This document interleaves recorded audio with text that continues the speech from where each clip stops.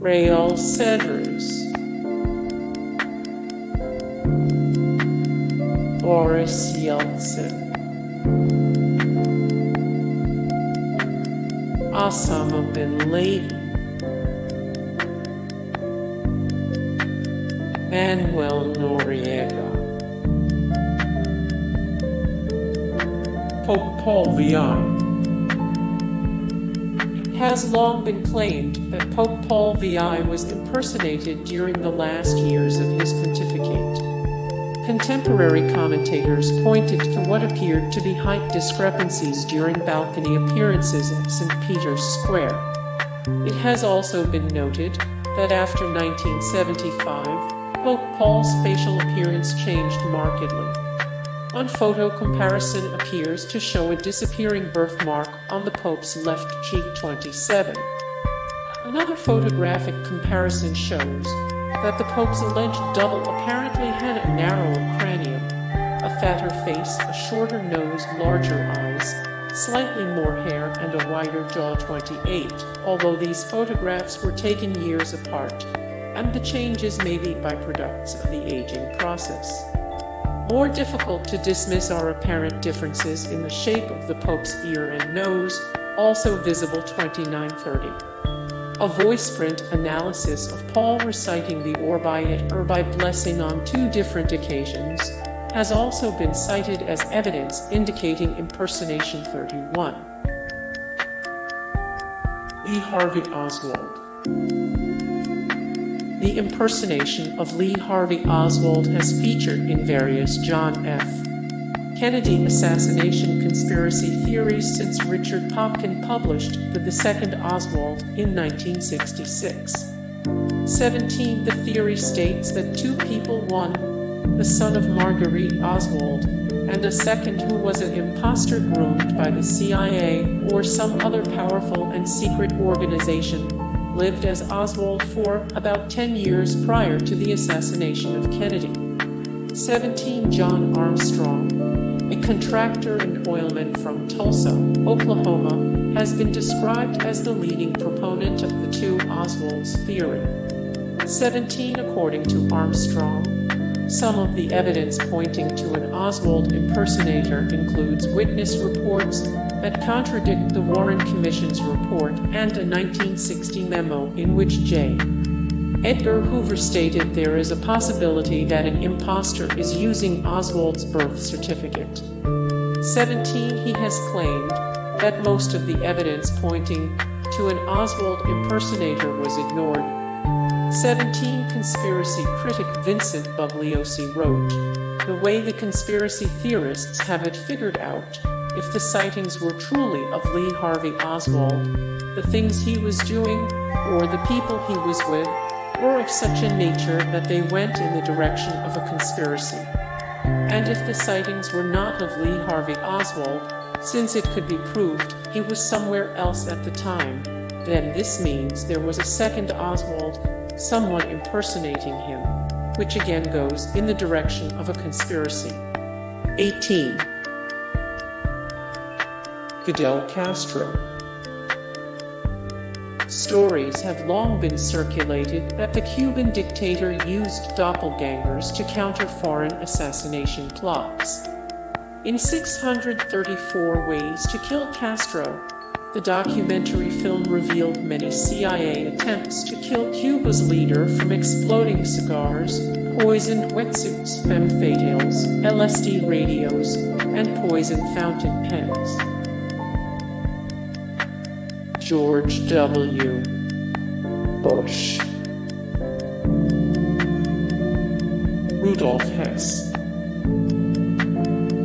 In 1973, British military surgeon Hugh Thomas was called upon to examine Rudolf Hess at Spandau Prison, Berlin. Thomas was acquainted with Hess's medical records, which included a set of notes on a major wound Hess sustained during World War I.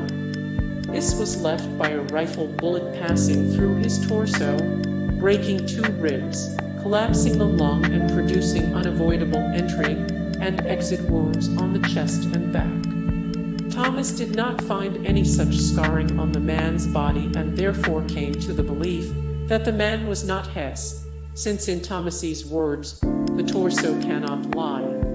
Thomas also records other differences: eye color, hair texture, bone structure, dentition, and Hess's chin, which, as can be seen from the photographs featured in this entry, appeared to lose its symmetry after his flight to Britain.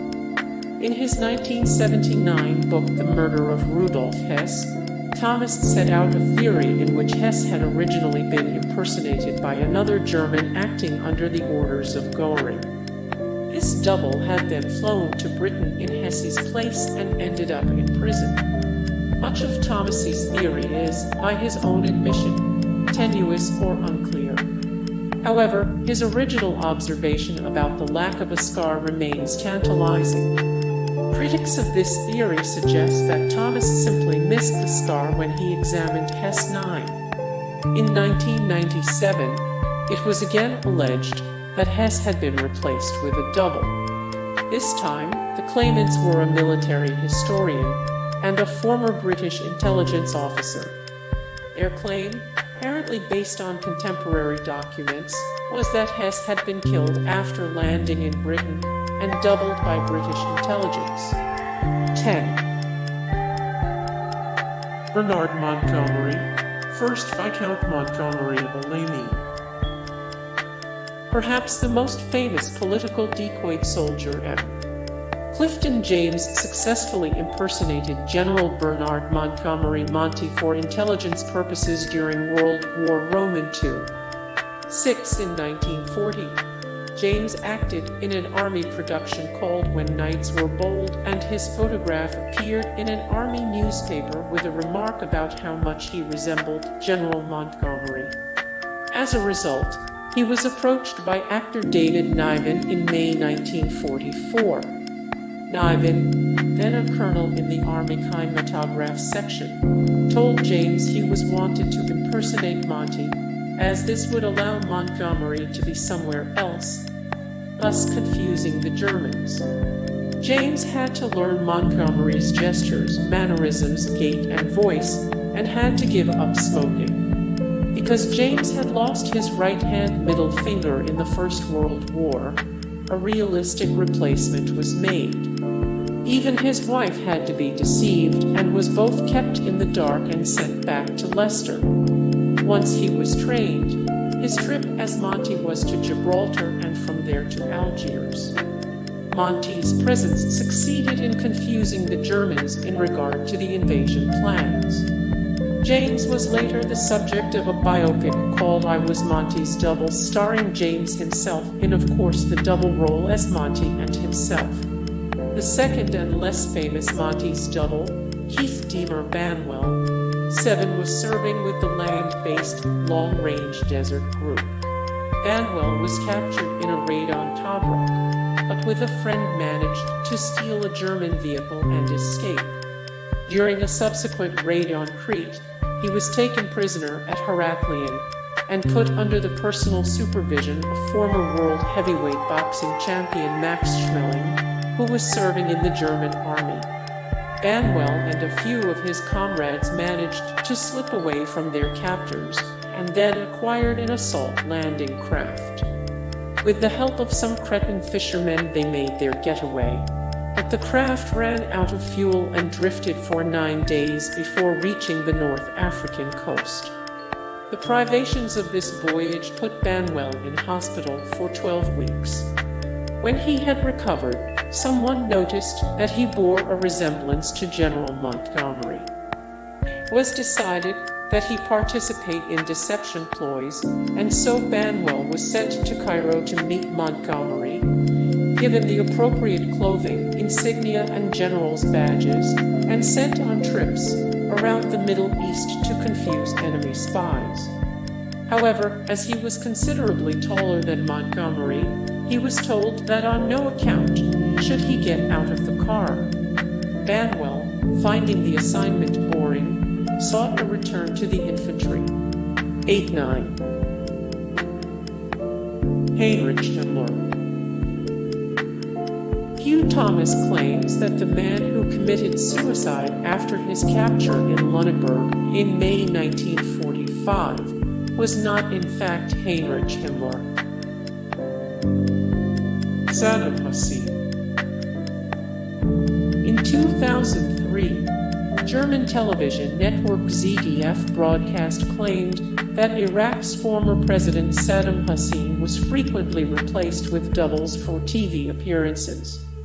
This analysis was based on sophisticated measuring techniques, which detected discrepancies in the position of Hussein's facial features and blemishes from appearance to appearance. It was supported by the opinion of Gerald Post. 22. It was also alleged that Austrian politician Jörg Haider had actually met a double when he thought he was meeting Hussein. 23. This claim is however disputed. Dr. Al-Bashir, Saddam Hussein's former personal physician, stated the stories about Saddam Hussein having body doubles to foster the impression that the Iraqi dictator was everywhere are nonsense. 24. Joseph Stalin. Soviet dictator Joseph Stalin is alleged to have had a double, identified only as Rashid. Officials at the KGB allegedly learned that Rashid was a double for Stalin and employed him to replace Stalin for some public functions after World War II. Rashid spent 2 years studying with Alexei Decoy, an actor who played the role of Stalin in propaganda films. Rashid claimed there were other Stalin lookalikes employed by the KGB, although he never met any. He claimed to have heard of another Stalin double who was hired to live in the dictator's dacha outside of Moscow in the late 1940s and 1950s when Stalin was dying. This double filled in for Stalin for media events and at times when Stalin had to meet government functionaries and others. Rashid died in 1991, aged 93. 12. In 2008, another one of Stalin's doubles came forward, having written a book about his adventures as a political decoy. The Putin government gave Felix Dadiv permission to tell his story at age 88. 13. He appeared in a 2014 documentary about Stalin's last days on German television. 14. Adolf Hitler. Hey guys, thank you so much for the support and likes and comments down below, and also thank you so much for watching, and I look forward to see you in the next video. Then take care.